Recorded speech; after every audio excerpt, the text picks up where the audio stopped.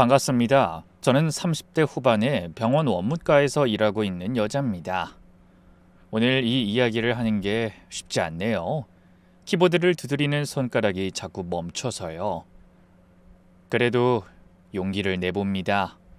왜냐면 저처럼 시댁에 짓눌려 살면서도 친정 부모를 걱정시키지 않겠다는 마음 하나로 버티는 분들이 분명 계실 거거든요. 그런 분들께 제가 어떻게 벗어났는지, 어떻게 싸웠는지 들려드리고 싶어요. 혹시라도 제 이야기가 누군가에겐 작은 위로와 용기가 될 수 있다면 좋겠습니다. 저는 강원도 폐광촌에서 태어났어요. 아버지는 광부셨죠. 탄광이 문을 닫던 해 저는 7살이었습니다. 어린 나이임에도 그날을 아직도 생생하게 기억해요. 아버지가 평소보다 일찍 집에 들어오셨어요. 검은 탄가루가 묻은 얼굴엔 땀 대신 눈물이 흐르고 있었죠. 여보, 이제 어떡해? 애도 있는데. 괜찮아요. 우리 다시 시작하면 돼요. 지민이 보는데 울지 마세요. 아버지가 엄마를 꼭 안고 우셨어요. 거실 한 구석에서 인형놀이 하던 저는 그때 처음으로 아버지가 우시는 걸 봤던 것 같아요. 엄마가 아버지 등을 토닥이며 말씀하셨지만 엄마 눈에서도 눈물이 뚝뚝 떨어지고 있었어요. 그 이후로 우리 가족의 삶은 완전히 바뀌었어요. 아버지는 막노동판을 전전하셨어요. 새벽 5시에 나가서 밤 9시에 들어오는 날이 대부분이었고 그마저도 일이 없는 날이 많았어요. 오늘도 공친 날이구나 라며 씁쓸하게 웃으시던 아버지 표정이 아직도 선해요. 엄마는 동네 작은 식당에서 설거지부터 시작했어요. 처음엔 접시 깨트리고 음식 태우고 실수투성이었대요. 사장님한테 구박도 많이 받으셨죠. 그렇게 시간이 지나니까 엄마도 요리 실력이 늘었고 주방 보조에서 주방장이 되셨어요. 가게 매출이 오르니까 사장님도 엄마를 인정해주기 시작했죠. 어느덧 학생이 된 저는 어린 나이에도 부모님을 도와드리고 싶어서 가게를 자주 찾아갔는데 그때마다 엄마는 단 한 번도 네가 일해야 한다라고 하지 않으셨어요. 제가 일하려고 하면 말리셨죠. 지민아, 공부해야지. 우리 딸이 공부 잘해서 원하는 학교, 원하는 회사에 들어가는 게 엄마한텐 제일 큰 효도야. 가서 책 읽어. 그날 밤 부모님이 제 방문 밖에서 나누는 대화를 들었어요. 여보, 우리 지민이 대학 꼭 보내야 해요. 당연하지. 우린 못 배워서 이 고생인데 지민이는 꼭. 돈 더 아껴야겠어요. 담배도 끊고. 나도 일 더 찾아볼게. 지민이 학원도 보내야 하는데. 그렇게 부모님은 본인들을 위해선 단돈 1,000원도 아까워하면서 저를 위해선 모든 걸 희생하려고 하셨죠. 그래서 전 더 열심히 공부했어요. 학원 안 가고도 혼자 공부해서 성적을 유지했죠. 친구들이 너 학원 어디 다녀? 라고 물으면 나는 독학파야 라고 자랑스럽게 대답했어요. 사실은 학원비가 아까워서였지만요. 제가 고등학생이었던 때 평소처럼 엄마 식당에서 저녁을 먹고 있는데 부모님이 케이크 대신 작은 상자를 주셨어요. 생일 축하해 우리 딸. 뭔가 싶어서 열어봤더니 통장이었습니다. 제 이름으로 된 적금 통장이요. 아버지가 쑥스러운 듯 고개를 긁적이며 말씀하셨어요. 지민아, 그 아빠 엄마가 해줄 수 있는 게 이것밖에 없다. 통장을 펼쳐보니 매달 5만 원씩 꼬박꼬박 들어가 있었어요. 첫 입금이 제가 태어난 달이더라고요. 14년 동안 5만 원씩 총 1,000만 원이었어요. 네가 태어났을 때부터 모은 거야. 아빠가 폐지 주워서 판 돈, 엄마가 김치 팔아서 번 돈 조금씩 모았어. 넌 우리처럼 살면 안 돼. 이 돈으로 대학 가서 좋은 데 취직하고 번듯하게 살아야지. 그때서야 알았어요. 왜 아버지가 새벽마다 리어카 끌고 나가셨는지. 왜 엄마가 휴일에도 김치를 담가 파셨는지. 모두 저를 위해서였던 거예요. 그때 정말 펑펑 울었어요. 부모님도 같이 우셨고요. 그렇게 저는 부모님의 희생 속에서 자랐어요. 그리고 그 사랑이 얼마나 무거운지, 얼마나 고마운지 뼈저리게 느끼며 살았죠. 그래서 더 열심히 공부했어요. 학원 한 번 안 다니고도 장학금 받으며 대학 졸업했고 25세 병원에 취업했어요. 첫 월급이 통장에 찍혔을 때 저는 화장실에서 한참을 울었어요. 내 노동의 대가를 받는다는 게, 이제 부모님을 도울 수 있다는 게 너무 벅차고 기뻤거든요. 은행에서 돈을 찾아 곧장 집으로 달려갔어요. 봉투를 내밀자 부모님이 의아한 표정을 지으셨죠. 첫 월급이에요. 이제 제가 부모님 도와드릴게요. 그때 엄마가 왜 이런 짓을 해? 라며 우셨어요. 처음엔 화난 줄 알았는데 그게 아니었어요. 너무 고맙고 미안해서 우는 거였죠. 이건 네가 쓸 돈이야. 옷도 사고 화장품도 사고. 엄마, 나 그런 거 필요 없어. 엄마 아빠가 편하게 사는 게 제일 중요해.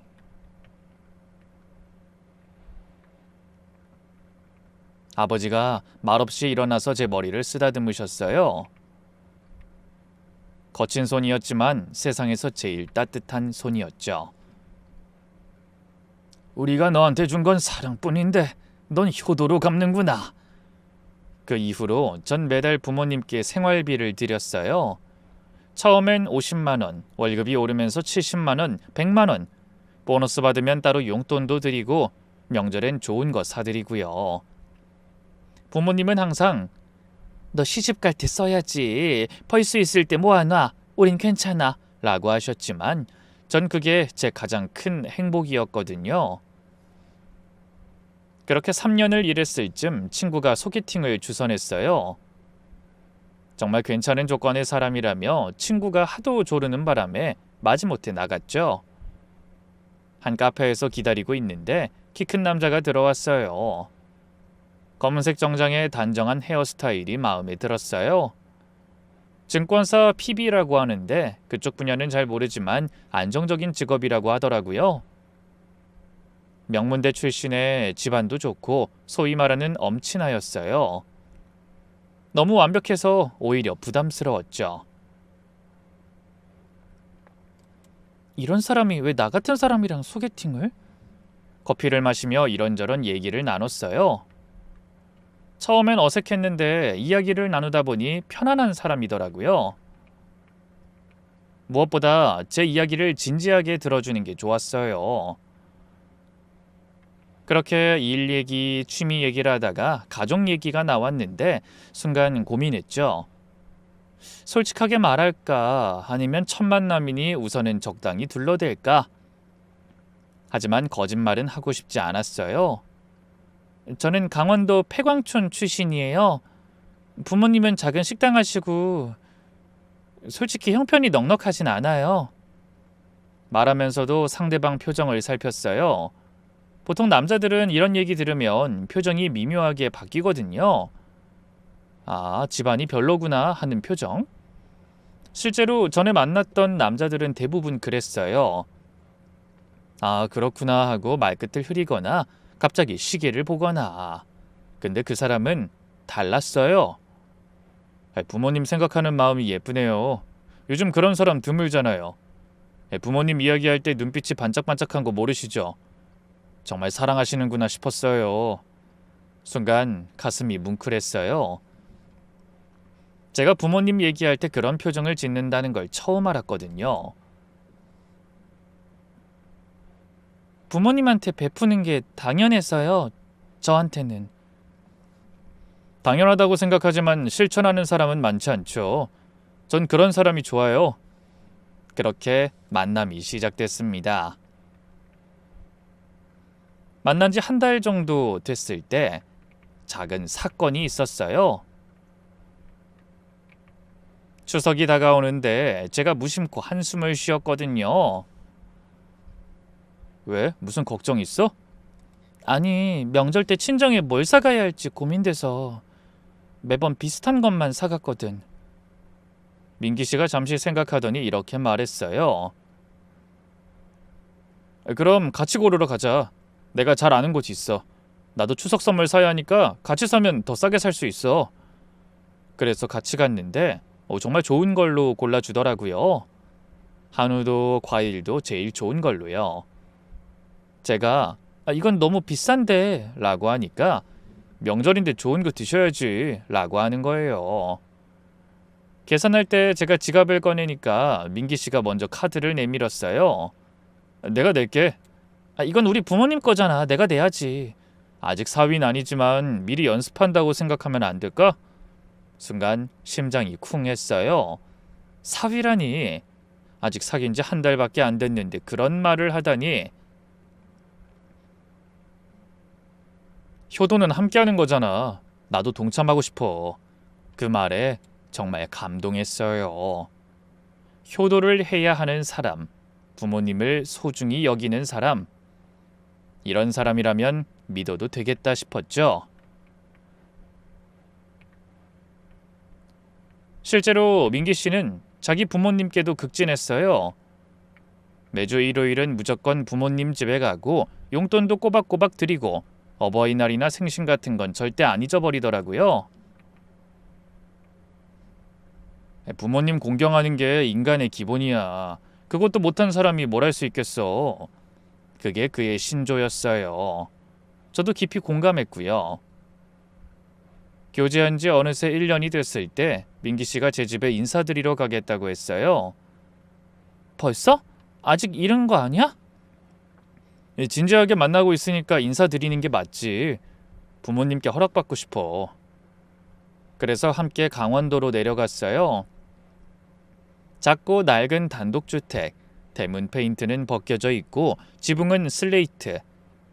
창피했지만 민기 씨는 오히려 이렇게 말했어요. 정겨워 보여. 우리 집은 아파트라 이런 정치가 없거든. 민기 씨와 부모님이 인사를 나눈 뒤 함께 식사를 했어요. 엄마가 차린 밥상은 소박했어요. 된장찌개, 제육볶음, 나물 몇 가지. 특별한 건 없었지만 정성이 가득했죠. 민기 씨는 어머니 손맛이 정말 좋으세요 라며 밥 한 공기를 뚝딱 비웠어요. 이후 거실에서 차를 마시며 이야기를 나눴는데 분위기가 편안해지자 민기 씨가 무릎을 꿇고 앉아 정중하게 말했죠. 어머님, 아버님, 지민이와 진지하게 교제하고 있습니다. 허락해 주신다면 평생 아끼고 사랑하겠습니다. 아버지가 잠시 침묵하시다가 물으셨어요. 우리 지민이가 집안 형편 얘긴 다 했나요? 네, 알고 있습니다. 그래도 괜찮아요. 우리가 해줄 수 있는 게 별로 없는데. 그때 민기 씨가 진심을 담아 말했어요. 어머님, 아버님이 지민이를 이렇게 훌륭하게 키워주셔서 제가 만날 수 있었습니다. 그것만으로도 충분합니다. 오히려 제가 감사드려야죠. 지민이가 고생 많이 했어요, 우리 때문에. 아버님, 지민이 부모님 덕분에 이렇게 좋은 사람이 됐어요. 제가 잘 모시겠습니다. 부모님은 사실 처음엔 민기 씨의 조건이 너무 좋아서 부담스러워 하셨지만 실제로 만나보니 정말 괜찮은 사람 같다며 결국 결혼을 허락해 주셨죠. 이후 민기 씨가 정식으로 프로포즈를 해줬는데, 지민아, 나랑 결혼해 줄래? 평생 너와 너의 가족을 내 가족처럼 아끼고 사랑할게. 눈물이 났어요. 내 가족을 내 가족처럼 아끼겠다는 그 말이 너무 고마워서요. 그때만 해도 저의 인생도 드라마처럼 해피엔딩으로 풀릴 거라고 믿었어요. 그렇게 결혼을 약속했는데 문제는 시댁이었죠. 민기 씨 부모님을 처음 만난 날 고급 한정식집이었는데 들어가는 순간부터 주눅이 들었죠. 왜냐하면 한복을 곱게 차려입은 시어머니가 날카로운 눈빛으로 저를 훑어보고 있었거든요. 한의원 원장이라고 했던 시아버지도 근엄한 표정으로 앉아 계셨어요. 안녕하세요, 박지민입니다. 인사를 하자 시어머니가 첫마디를 하셨어요. 반가워요. 듣자하니 집안이 좀 어렵다고 들었는데. 가슴이 철렁했어요. 첫 만남에서 바로 그런 얘기를 하시다니. 네, 경제적으로는 변변치 못하지만 그래도 화목한 가정입니다. 그래요. 뭐 요즘은 집안보다 사람이 중요하다고들 하니까. 말은 그렇게 하시면서도 표정은 영 못마땅하다는 게 보였어요. 식사하면서도 계속 저를 떠보는 듯한 질문을 하셨죠.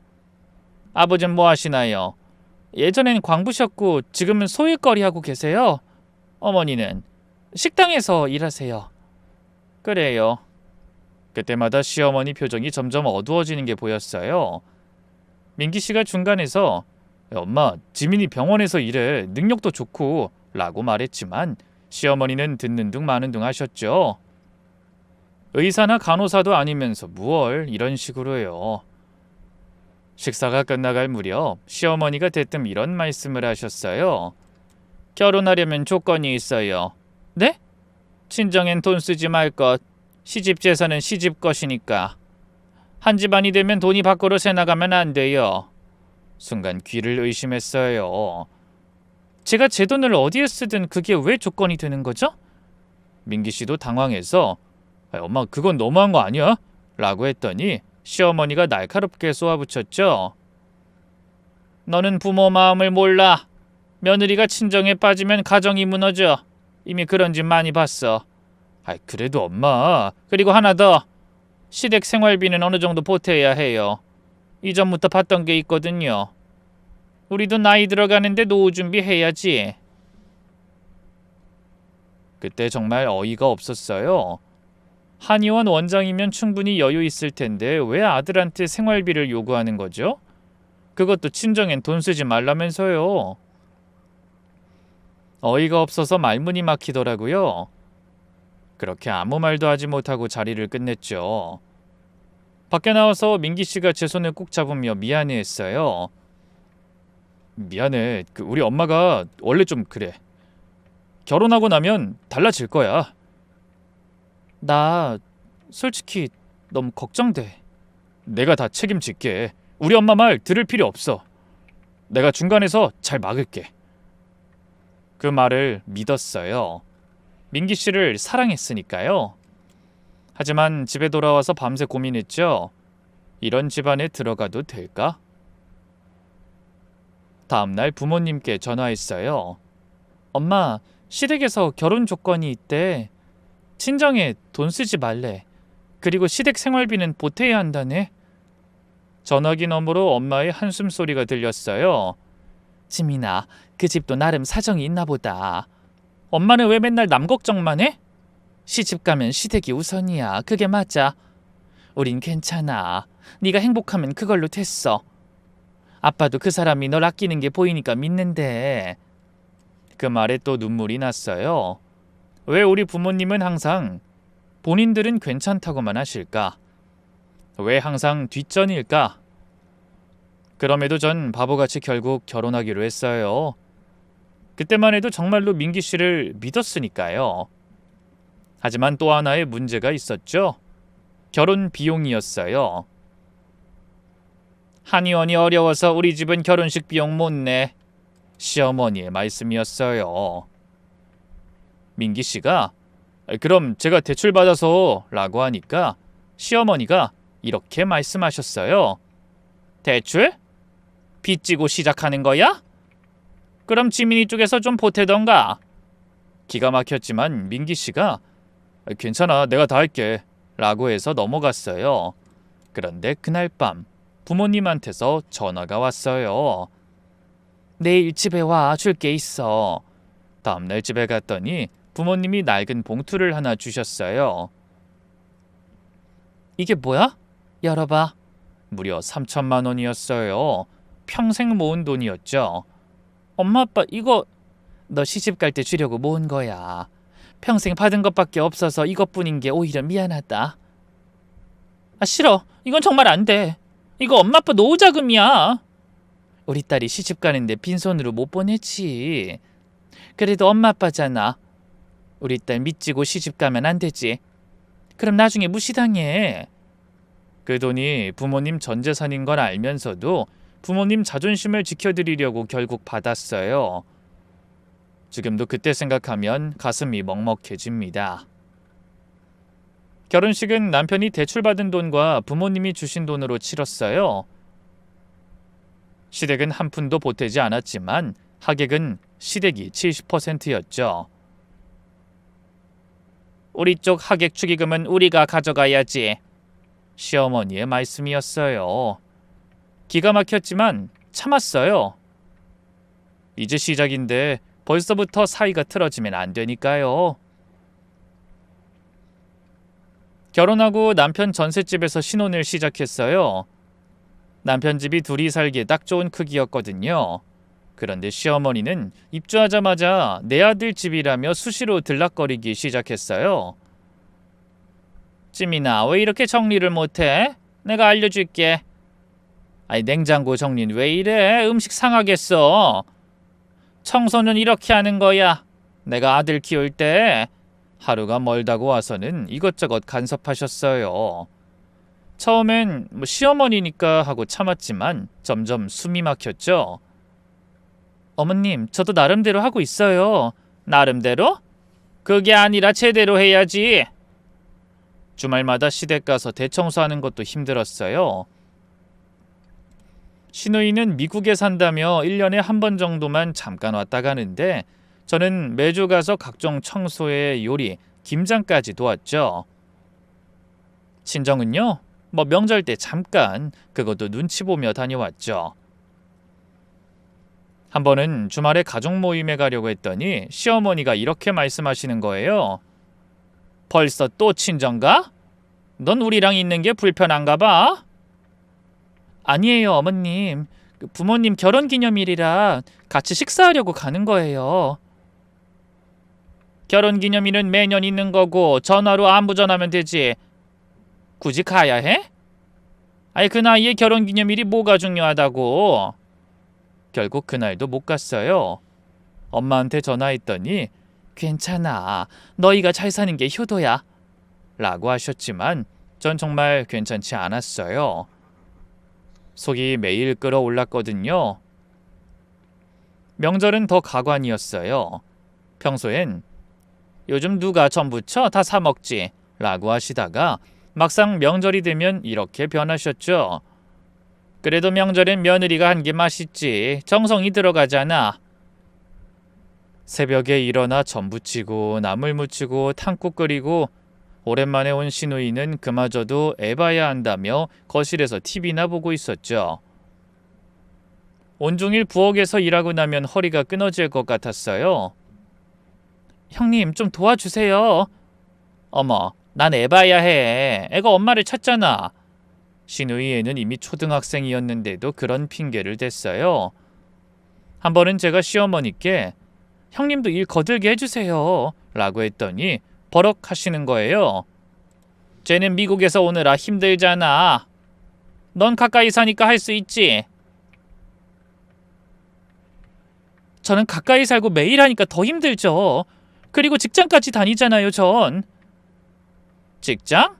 그건 돈 벌려고 다니는 거잖아. 이건 가정을 위한 일이고. 그 말에 할 말을 잃었어요. 제가 일하는 게 그렇게 하찮은 건가 싶어서요. 그렇게 참고 또 참으며 시간이 흐르고 어느덧 저는 건강한 아들을 낳았어요. 우리 준이. 세상에서 제일 예쁜 내 아기. 출산 후 친정엄마가 산후조리 도와주러 오시려고 했는데 시어머니가 펄쩍 뛰셨어요. 사돈이 왜 와? 내가 있는데. 어머니도 연세가 있으시잖아요. 엄마가 도와주시는 게 더 편하죠. 뭐? 내가 늙어서 못한다는 거야? 결국 하도 난리를 쳐대서 친정엄마는 아기 얼굴만 보고 가시고 시어머니가 오셨어요. 그런데 도움은커녕 더 힘들었죠. 애 우는데 왜 안 달래? 젖 물려봐. 방금 먹였는데. 그럼 기저귀 갈아봐. 아니면 안아서 재워봐. 하루 종일 이래라 저래라 지시만 하시고 정작 아기는 한 번도 안 봐주셨어요. 오히려 제가 시어머니 식사까지 챙겨야 했죠. 그러면서도 요즘 엄마들은 애 하나 갖고 왜 이렇게 난리야. 나 때는 애 둘 낳고도 집안일 다 했어. 라고 하시는 거예요. 아이가 좀 크니까 시어머니 간섭은 더 심해졌어요. 요즘은 일하는 엄마가 대세지. 경력도 쌓고 돈도 벌고. 네, 그래서 3개월 후에 복직하려고요. 근데 애는 엄마가 키워야 정서적으로 안정되지. 특히 3살까진 중요해. 말이 되나요? 일도 하고 육아도 완벽하게 하라는 거잖아요. 그러면서 내가 낮에 봐줄 테니 마음 편히 일해 라고 선심 쓰듯 말씀하셨는데 막상 아이를 맡기니 이런 말이 나왔어요. 아이 봐주는 것도 일이다. 어린이집 교사도 월급 받잖니?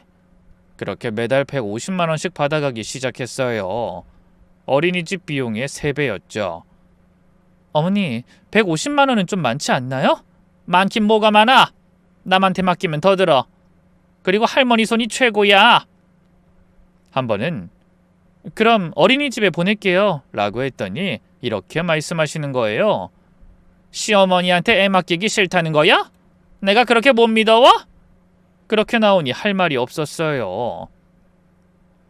금액 협상도 절대 불가였죠. 제가 말 한마디 하면 10마디를 하니 나중엔 질려버리더라고요. 결국 매달 150만 원씩 드렸죠. 그때부터 생활통장 관리를 남편이 하게 됐고요. 그러던 중 아이가 5살 되던 해 친정아버지가 쓰러지셨습니다. 공사장에서 일하시다가 갑자기 쓰러지셨는데 허리 디스크가 심각하게 악화됐대요. 수술 안 하면 하반신 마비 올 수 있습니다. 의사 선생님 말씀에 온몸에 힘이 빠졌어요. 수술비도 꽤 많이 나왔죠.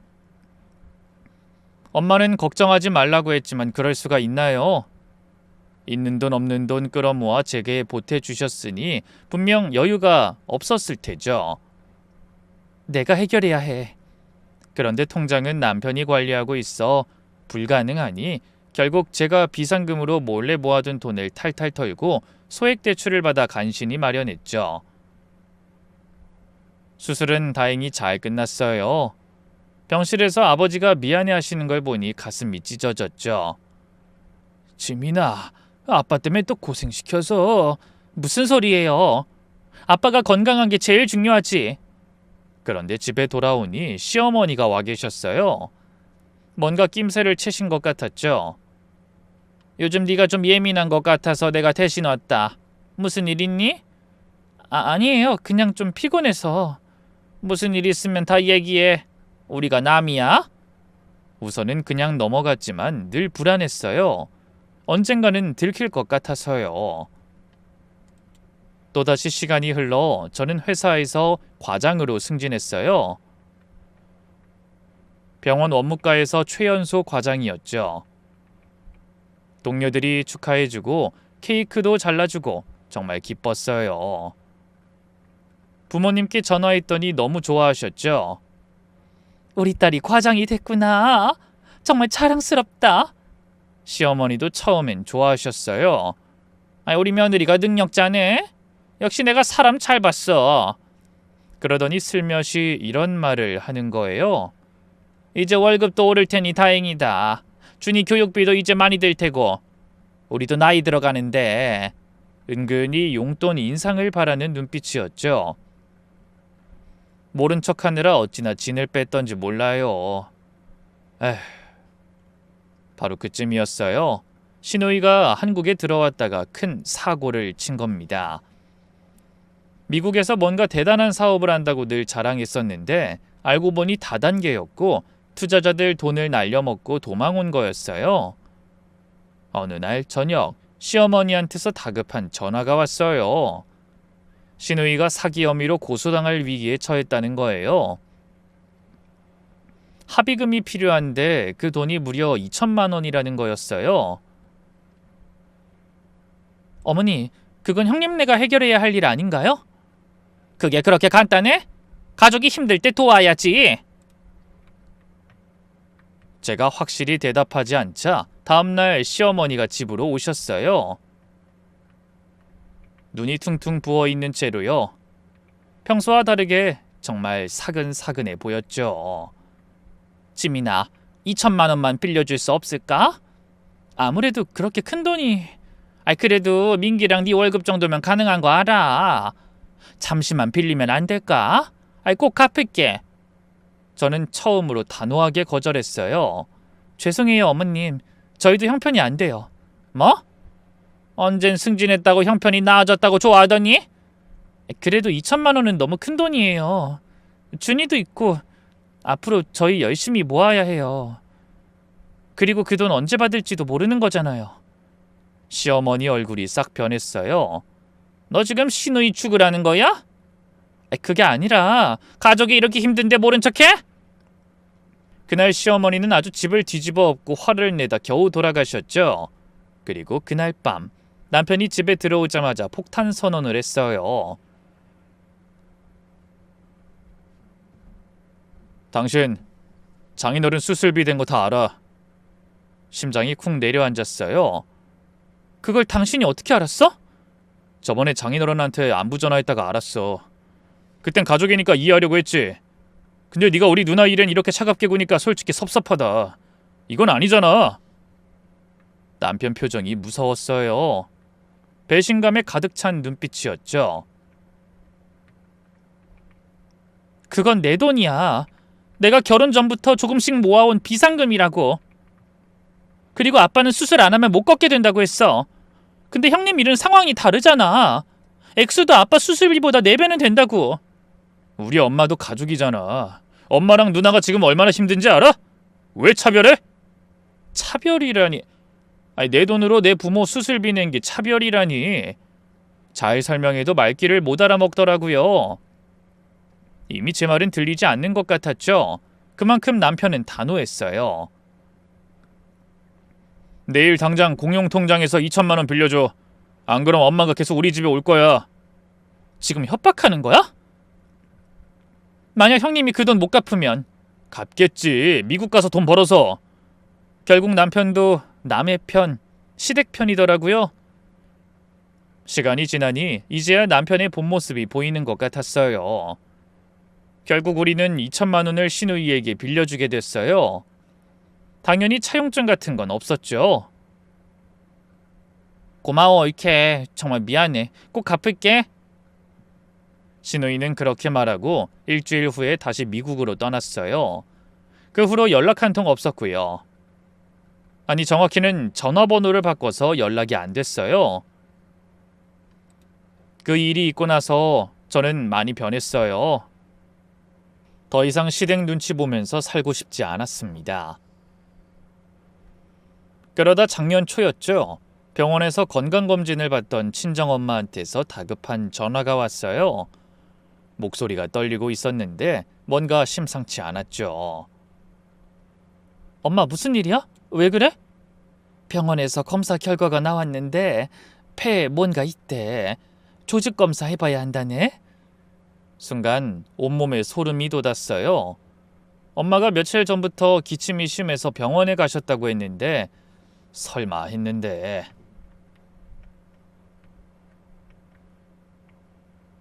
그날 저는 회사에서 아무것도 할 수 없었어요. 손이 계속 떨리고 눈물이 자꾸 났어요.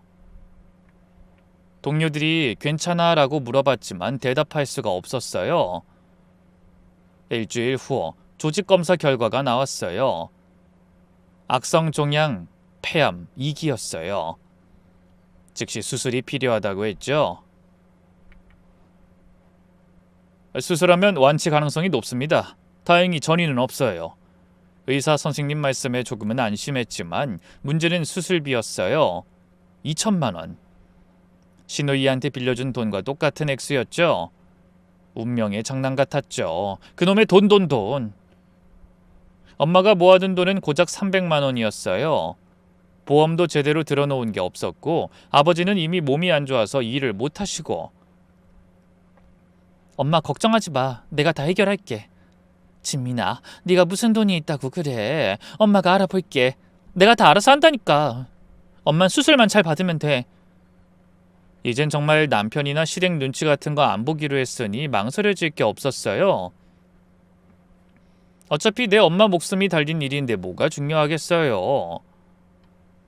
우선 퇴직금 중간 정산을 신청했어요. 병원에서 오랫동안 일했으니 1,000만 원 정도 나올 거라고 했어요. 그리고 그동안 아들 앞으로 제가 혼자 부어뒀던 적금도 다 깼어요. 그래도 500만 원 정도 모자르더라고요. 결국 은행에 가서 대출 상담을 받으려고 했는데 고객님, 이미 5천만 원 대출이 있으신데요? 네? 그게 무슨... 전 대출 받은 적이 없는데요. 확인해보니 제 명의로 5천만 원 마이너스 통장이 개설돼 있었어요. 개설일은 시누이한테 돈 빌려줄 때쯤이었죠. 이거 제가 신청한 게 아닌데요. 서류상으로는 고객님 도장이 찍혀 있네요. 손이 떨렸어요. 설마 했는데 남편이 제 도장을 위조해서 대출을 받은 거였어요. 용도를 확인하니 한의원 운영자금이라고 되어 있었고요. 시아버지 한의원에 쓴 거구나. 당장 남편한테 전화해서 따지고 싶었지만 당장은 엄마 수술이 먼저였어요. 화낼 시간도 없었죠. 결국 무리해서 이 금융권에서 추가 대출을 받고 친한 동기들한테 사정사정해서 돈을 빌렸어요. 창피했지만 어쩔 수 없었어요. 이 상황에 자존심이 뭐가 중요하겠어요. 다행히 동기들이 십시일반으로 도와줘서 수술비는 마련했어요. 정말 고마웠죠? 이런 게 진짜 가족 아닐까 싶었어요. 빠르게 잡은 수술날. 병원 대기실에서 기다리는데 남편한테서 전화가 왔어요. 어디야? 집에 없네? 병원이야. 병원? 왜? 아파? 엄마 수술하셔. 뭐? 아니 그런 큰일을 왜 나한테 말 안 해? 말하면 뭐가 달라져? 어차피 당신은 시어머니 눈치 볼 텐데. 그렇게 말하고 전화를 끊었어요. 더 이상 숨기고 싶지 않았어요. 다행히 수술은 성공적이었어요. 의사 선생님이 깨끗하게 제거했습니다 라고 하셨을 때 다리에 힘이 풀렸어요. 엄마, 이제 괜찮아. 다 끝났어. 지민아, 돈은 어떻게... 잘 해결했으니까 그런 거 생각하지 마. 엄마가 건강한 게 제일 중요해. 그런데 수술 다음 날 시댁에서 가족 회의가 소집됐어요. 아니 정확히는 저를 심판하는 자리였죠. 남편이 시댁에게 엄마 수술에 대해 말했고 제가 대출받아 병원비를 마련했다는 걸 알게 된 거죠. 입이 어찌나 싼지. 제가 자리에 앉자마자 시어머니가 노발대발하며 쏘아붙였어요. 2천만 원 대출 받아서 친정에 줬다며. 네 엄마만 챙겼다 이거지? 네 엄마가 아니라 사돈이에요. 그리고 엄마가 암이에요. 수술 안 하면. 그래서 시집 재산 빼돌려서 친정에 갖다 바쳤어? 제 이름으로 받은 대출이에요. 제가 갚을 거고요. 네가 갚아? 시집 와서 번 돈은 다 시집 돈이야. 넌 도둑이야. 도둑이라니. 내 이름으로 대출받아서 내 부모 살린 게 도둑질이래요. 참다 못한 제가 남편 명의로 된 5천만 원 대출 얘기를 꺼냈어요. 그럼 제 명의로 5천만 원 대출받아서 한의원에 쓴 건 뭔데요? 순간 조용해졌어요. 시어머니와 남편이 짧게 눈빛을 공유했죠. 그건 급해서. 급하면 남의 도장 위조해도 돼요? 그것도 5천만 원이나? 시어머니가 다시 화를 냈어요. 아이 그건 가족을 위한 거고 넌 남 주려고 한 거잖아. 제 부모님은 남이에요. 시노이한테 준 2천만 원은 뭐고요? 이랬다가 저랬다가 왜 이렇게 복잡하게 구는 건데요? 그날 저는 처음으로 시댁에서 큰 소리를 냈어요. 결혼하고 난 후 처음이었죠. 이제 지긋지긋해요. 며느린 사람도 아니에요? 제 부모도 소중해요. 그리고 집을 나와버렸죠. 마음이 무너져 내렸어요. 그놈의 돈. 시댁도 남편도 모두가 저를 돈줄로만 보는 것 같았어요. 당분간은 시댁과 연을 끊고 지내야겠다 싶어서 아이는 유치원에 맡기고 남편과는 각방을 쓰며 말없이 대면대면하게 지냈습니다. 오로지 일과 육아에만 집중했죠. 어느 날 밤 병원 원무과에서 야근하던 중이었어요. 동료들은 다 퇴근하고 저만 남아서 보험 청구 서류를 정리하고 있었죠. 커피를 마시며 모니터를 보던 중 익숙한 이름이 눈에 들어왔어요. 시아버지 한의원이었죠. 어? 왜 여기에... 자세히 보니 건강보험 부당 청구조사 대상 명단이었어요. 심장이 쿵쿵 뛰기 시작했죠. 떨리는 손으로 파일을 열어봤어요. 충격적이었어요. 허위 진료 기록이 수두룩했거든요. 존재하지 않는 환자들, 하지 않은 침술, 부항, 날짜와 시간까지 조작해서 마치 진짜 진료한 것처럼 꾸며놨더라고요.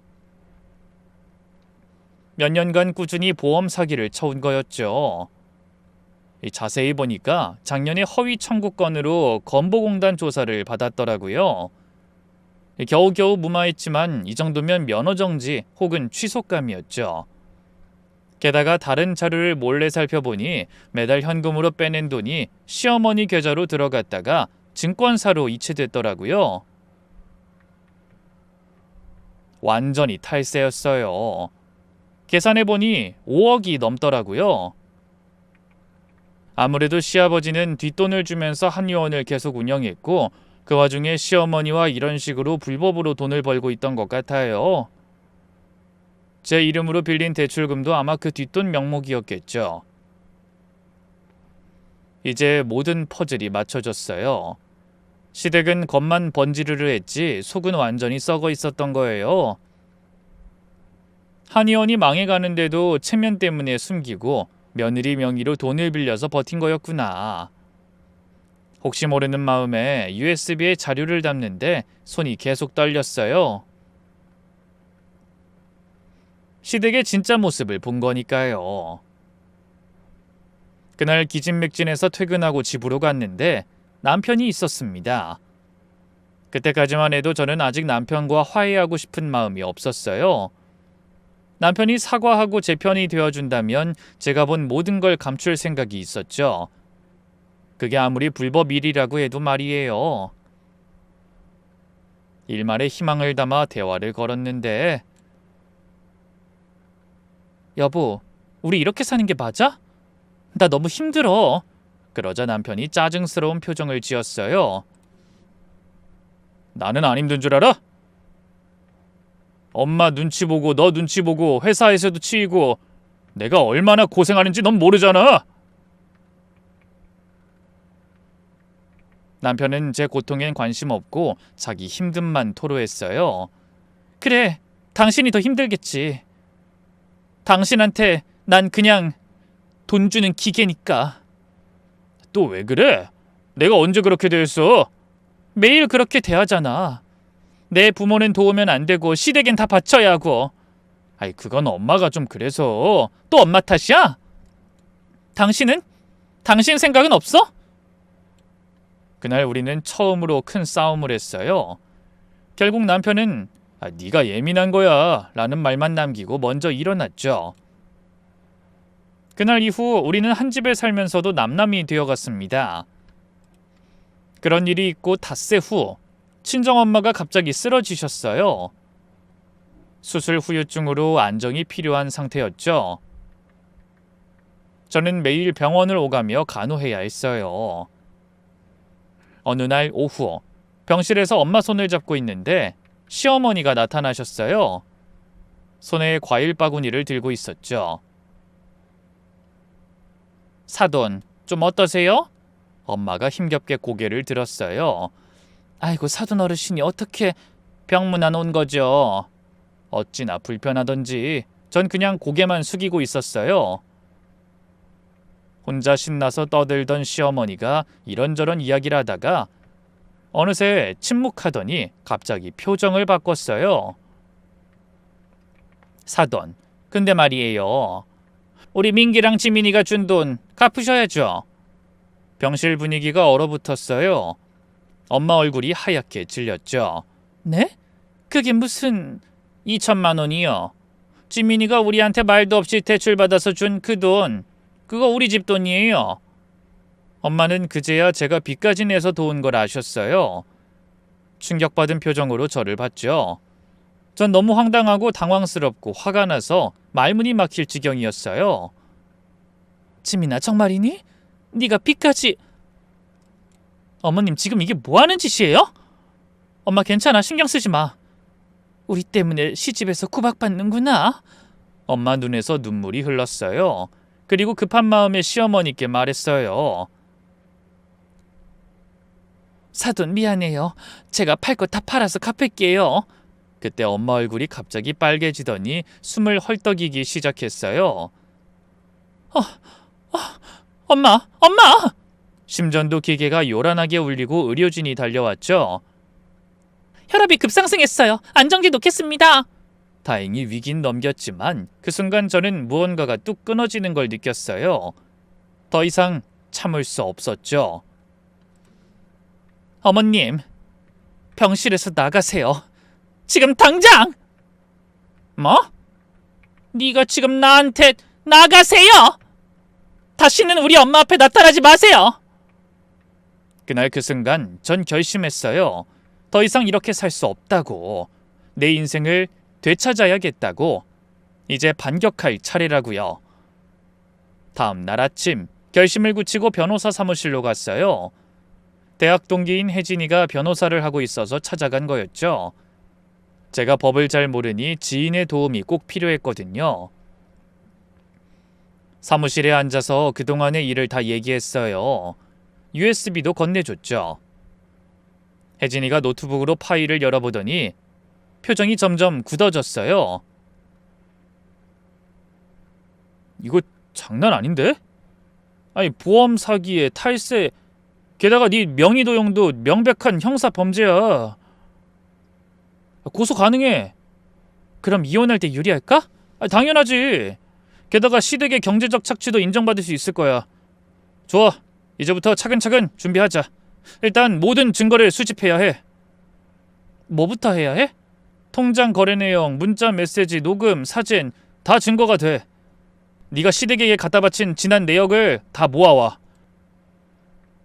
집으로 돌아와서 서류 정리를 시작했어요.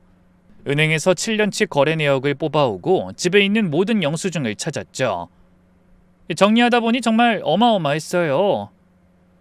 명절 때마다 용돈, 매달 시어머니 용돈, 시누이 결혼 축의금, 시아버지 칠순잔치 비용, 시댁집 보일러 교체 비용, 제 이름으로 빌린 대출금, 그리고 시누이한테 빌려준 2천만 원 등등.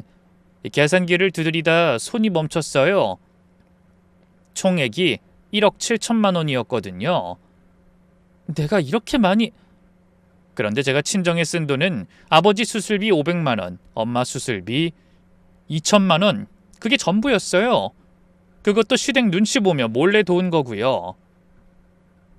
서럽고 억울해서 눈물이 쏟아졌어요. 왜 나는 내 부모 도우면서도 죄인이 되어야 했을까? 왜 당연한 권리도 누리지 못했을까? 그날부터 저는 아들을 데리고 친정에서 지내기 시작했어요. 엄마는 몸이 좋지 않았지만 저와 준이를 반갑게 맞아주셨어요. 어머, 우리 준이 왔네? 할머니가 맛있는 거 해줄게. 엄마, 아프신데 무리하지 마세요. 아프긴 뭐가 아파. 손자 왔는데 기분 좋아서 다 나은 것 같아. 아들도 금세 적응했어요. 시댁에서보다 훨씬 편해 보였죠. 엄마, 여기가 더 좋아. 할머니가 안 무서워. 그 말에 가슴이 찢어졌어요. 그동안 준이가 얼마나 힘들었을까. 저는 부모님께 그동안 당했던 일들을 설명하고 이제 이혼을 결심했다고 알렸습니다. 그러자 이번엔 부모님도 절 말리지 않으셨죠. 이제 제 마음에 걸리는 일은 아무것도 없었어요. 저는 일을 계속하며 증거를 모으기 시작했어요. 위조된 도장, 대출 서류, 그동안의 금전 거래 내역들을 하나하나 정리했죠. 먼저 병원에서 얻은 시댁의 비리 자료를 정리했어요. 시아버지의 보험 사기, 시어머니의 탈세, 증거는 충분했죠. 준비가 완료된 후 저는 곧장 제 명의 도용권으로 경찰부터 신고했어요. 사문서 위조와 사기 혐의로요. 네, 이런 경우는 처벌이 가능합니다. 증거만 확실하다면요. 증거는 충분해요. 그 이후엔 건강보험공단에 시아버지의 비리를 제보했고 불법 의료행위는 보건소에도 신고했어요. 국세청엔 시어머니의 탈세를 신고했죠. 너무 큰일이라 겁이 났지만 친구 혜진이가 있어 순서대로 계획에 맞춰 진행할 수 있었어요. 그리고 혜진이를 통해 이혼 소송과 손해배상 소송을 동시에 진행했죠. 이 정도 증거면 충분해. 재산 분할과 위자료 그리고 양육권도 문제 없을 거야. 하지만 진짜 복수는 따로 있었어요. 시댁이 가장 중요하게 여기는 체면을 무너뜨리는 거였죠. 저는 만반의 준비를 하고선 한의사협회와 지역의사회에 모든 자료를 보냈어요. 존경받는 한의사의 불법 의료행위라는 제목으로요. 그리고 시댁, 동네, 부녀회 회장님께도 슬쩍 정보를 흘렸죠. 그분이 동네 방송국 같은 분이었거든요. 어머, 정말이에요? 그 도도한 여사님 댁이? 네, 다 증거가 있어요. 하루 만에 온 동네에 소문이 퍼졌어요. 그러자 시어머니가 저에게 연락을 해 만나달라고 사정사정 하더라고요. 약속한 장소로 나가보니 예전에 그 도도하고 당당하던 모습은 온데간데 없었죠. 제가 자리에 앉자마자 시어머니가 갑자기 무릎을 꿇었어요. 지민아, 제발 한 번만 봐줘. 민기랑 우리 인생 끝장나면 어떡해? 평생 고개 한번 숙이지 않던 분이 연신 고개를 숙이며 빌었어요. 어머니 일어나세요. 고소 취하해줘. 제발. 내가 뭘 잘못했는지 이제 알겠어. 그때 남편도 테이블로 다가왔어요. 아마 멀리서 지켜보고 있던 것 같은데 처음 보는 초췌한 모습이었어요. 며칠 사이에 살이 쭉 빠지고 수염도 깎지 않았더라고요. 지민아, 이번엔 남편이 무릎을 꿇고 앉았어요. 난 이혼 생각해 본 적 없어. 정말 당신을 사랑해. 이제 와서? 엄마 편 든 건 그래야 빨리 끝날 것 같아서 그런 거야. 내가 왔다 갔다 하면 싸움이 길어질 것 같아서. 근데 내가 바보였어. 이제야 나도 얼마나 큰 잘못을 했는지 정말 깊이 알았어. 그래서? 남편이 울먹이며 말을 이었어요. 다시 시작하자. 부모님이랑 거리 두고 살게. 아예 따로 살아도 돼. 생활은 전부 다 네 마음대로 해. 친정 부모님 모시고 살아도 좋아. 시어머니도 거들었어요. 그래, 내가 다 잘못했어. 너희 친정 찾아가서 사돈한테 사과도 할게. 하지만 이미 마음이 떠난 후였어요.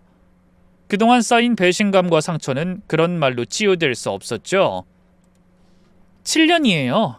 7년 동안 당신들은 뭐 했어요? 미안해 여보, 정말 미안해. 내가 나약했어. 나약한 게 문제가 아니야. 당신은 단 한 번도 내 편이 되어준 적 없어. 남편이 고개를 떨궜어요. 준이는 어떡해. 아빠 없이 크면 걱정 마. 저런 시댁에서 크는 것보다 100배 나을 테니까.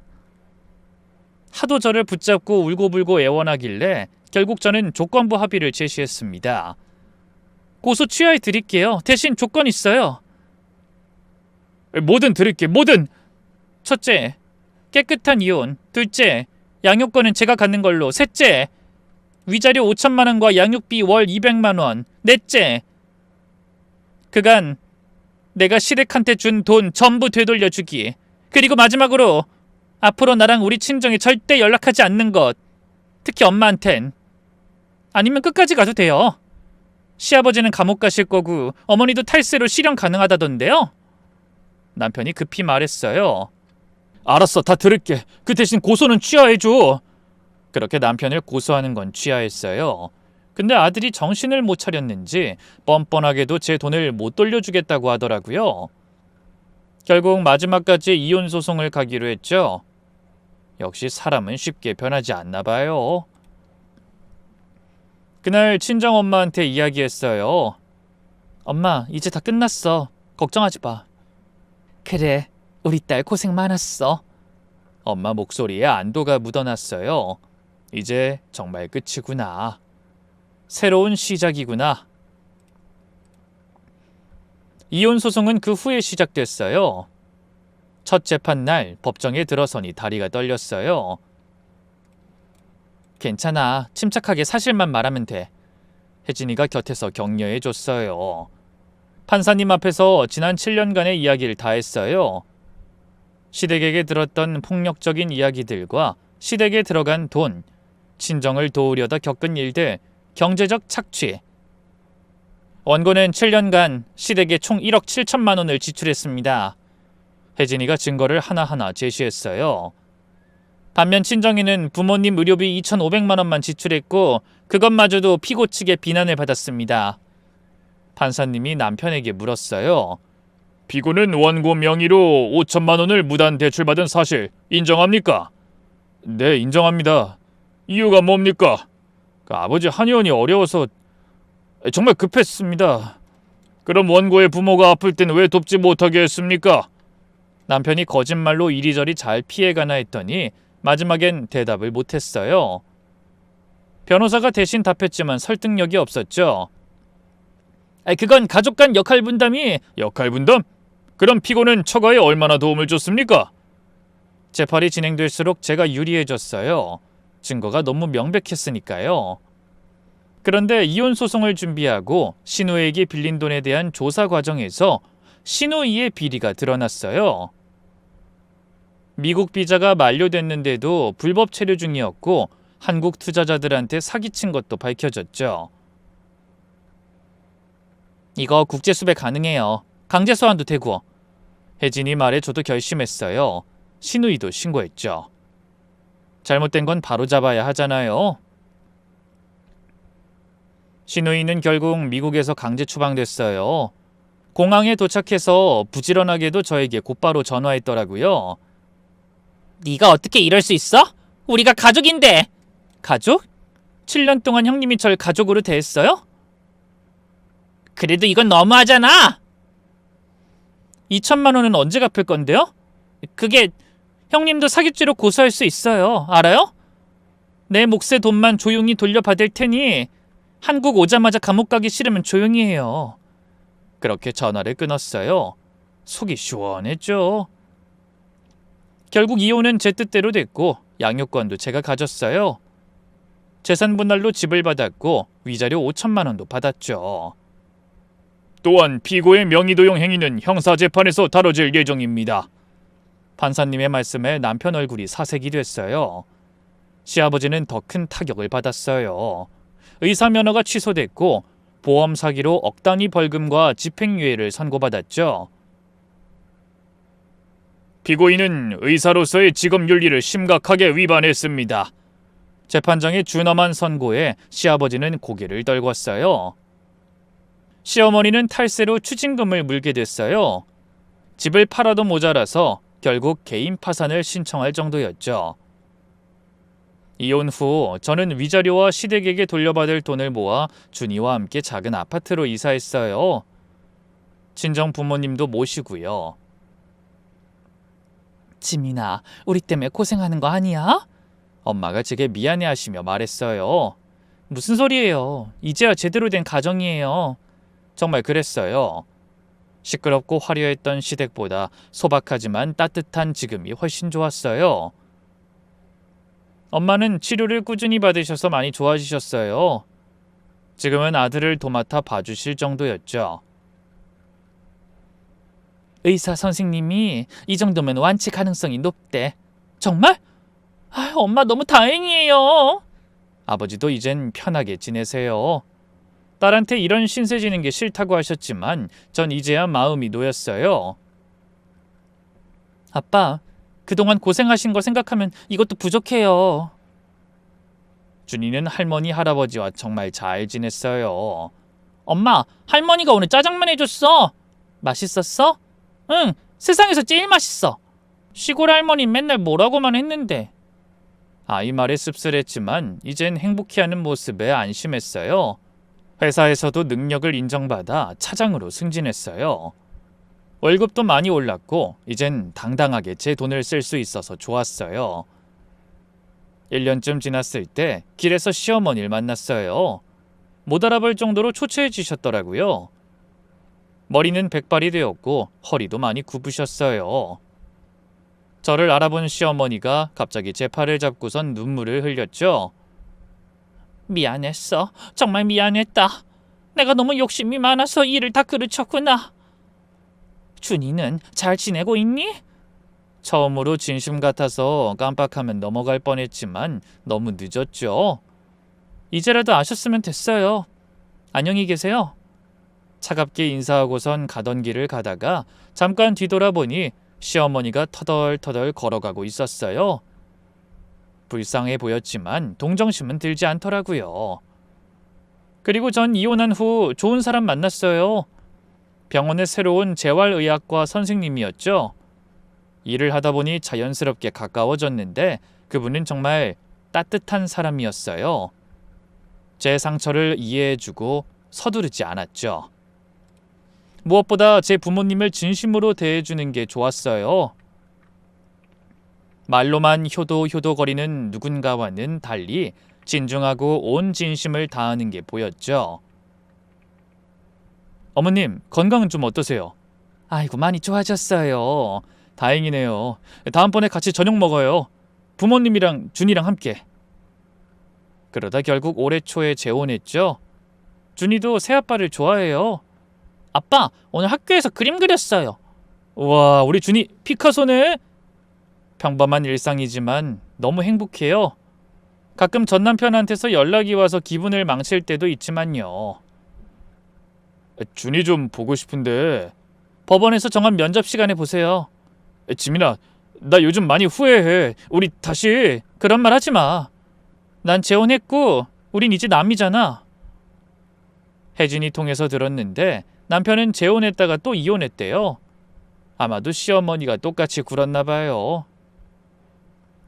지금 생각해보면 그때 그 일이 없었다면 전 아직도 시댁 노예로 살고 있었을 거예요. 때로는 최악의 순간이 최고의 전환점이 되기도 하는 것 같아요.